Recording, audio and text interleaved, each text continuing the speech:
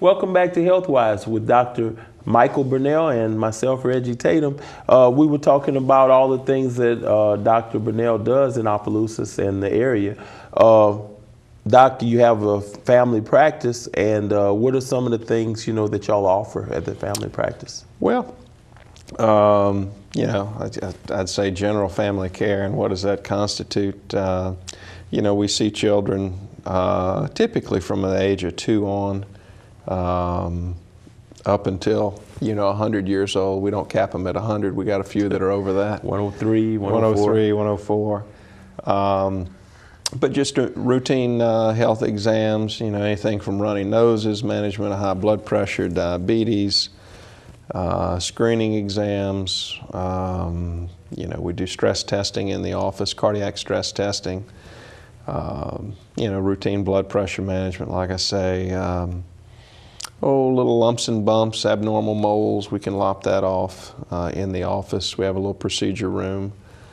I don't know what we don't do. Broken bones, you'll deliver everything. Broken bones, yeah, Sure. We can diagnose them. We typically send those on, for casting if they need that. It depends, but a little bit of everything. Sure. People say, I don't know what we don't do.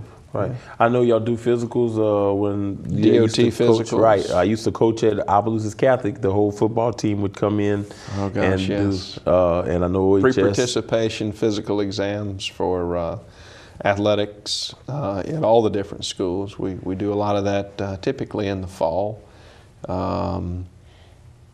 Just a little bit of everything.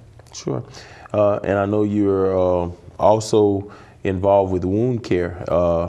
That's something that a lot of people aren't familiar with, and they don't know what wound care is, because you think if you get a little cut, that's it. It heals up, but that's not always the case. Not always the case. Certainly complicated wounds, diabetic wounds, peripheral circulation in the legs, the feet, that have delayed healing. We have a excellent group of physicians on the 3rd floor of Opelousas General Hospital that specializes in treating complicated wounds.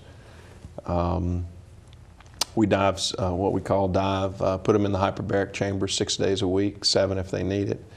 It's staffed, pretty much around the clock. We got people that take call. We do complicated wounds in nursing home patients, sacral breakdown, pressure ulcerations, sacrals of the bottom, the buttocks. Sure. Everybody, a lot of when they hear that, they hear pressure sores, but that's bed sores. A lot of people don't realize that's just bed sores.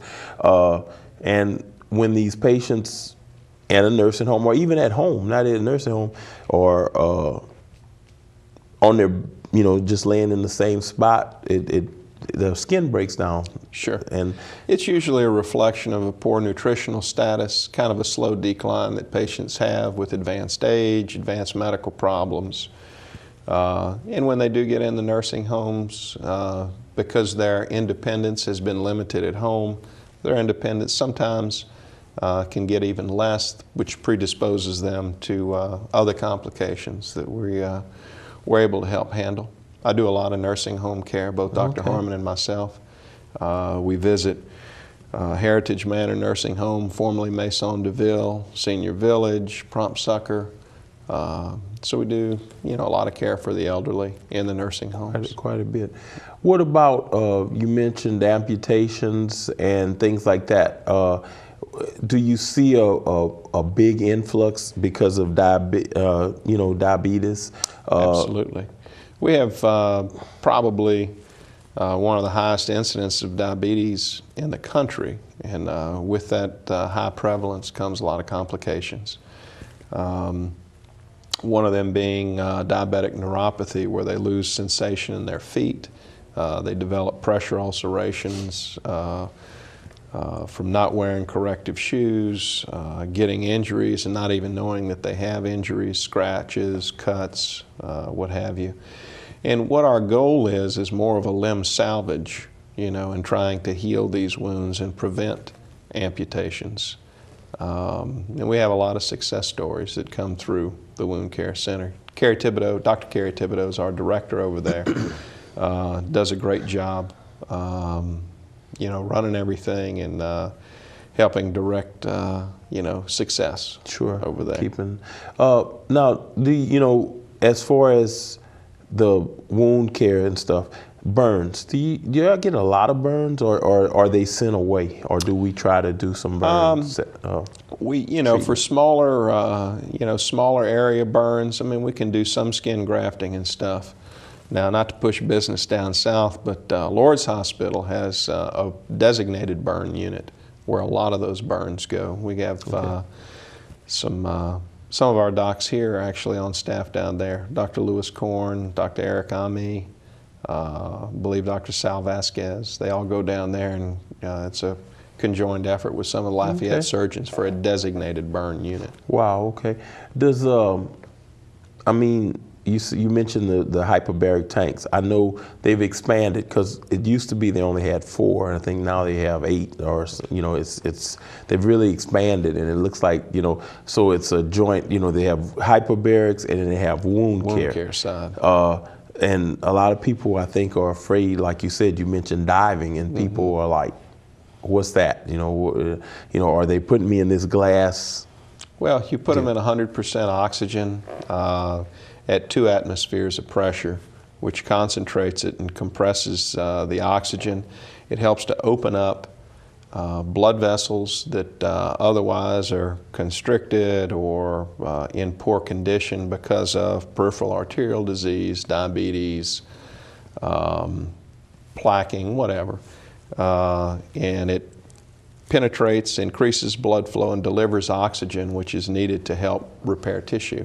And these patients that have these oftentimes very complicated wounds, that's a good option to promote healing. You know, in addition to the debridements that we do there, to cut away some of the dead flesh. Some can be handled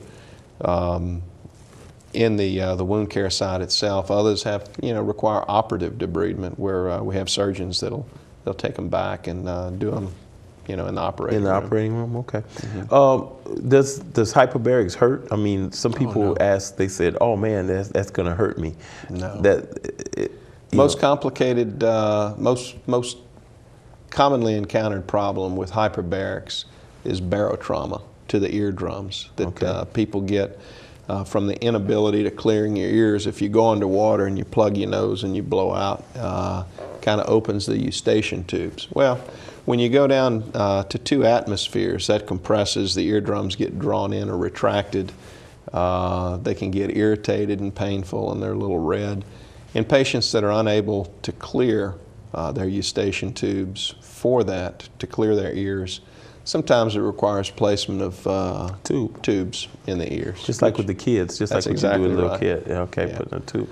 But then they tolerate it fine, and I can't say that we've had too many patients with any other complications outside of ear trauma. And I know some of them that you know, they're what they call claustrophobic, and I know y'all had to give like a mild sedative or something like that. We can do that. Yeah. The tanks are open. It's a glass enclosure.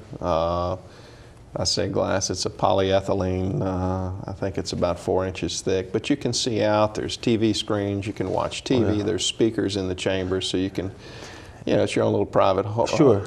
They won't let me get, I've been trying to get them to let me go in, but they won't. You know, it's a neat place. I'd stay out of them if I didn't need to get in, you know, but well, okay.